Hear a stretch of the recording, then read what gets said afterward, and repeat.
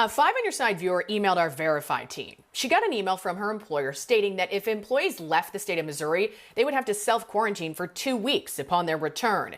And she wants to know if it's true her employer can enforce that rule. We set out to verify it. First off, when we talk about coronavirus quarantines in the workplace, there's a whole new set of laws in place called the Families First Coronavirus Response Act.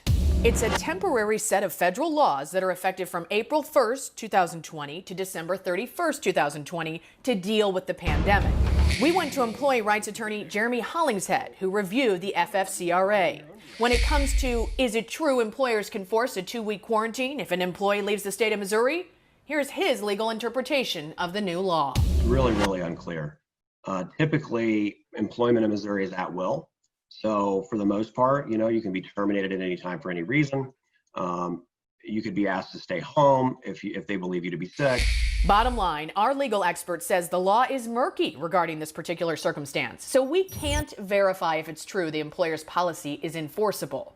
But let's go deeper and see what is guaranteed by the FFCRA. Our source for this, the U.S. Department of Labor. For companies with less than 500 employees, here's what employees are legally entitled to. 2 weeks of fully paid leave if the employee is quarantined due to federal, state, or local guidelines, or if a doctor orders it. 2 weeks of paid leave at 2/3 of your normal pay if you need to care for someone who is quarantined. 2 weeks of paid leave at 2/3 your normal pay if you need to take care of your child because your child care provider is unavailable due to COVID-19.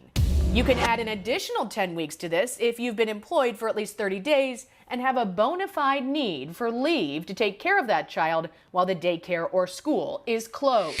But for some of the smallest companies, there's a loophole, and it doesn't benefit employees.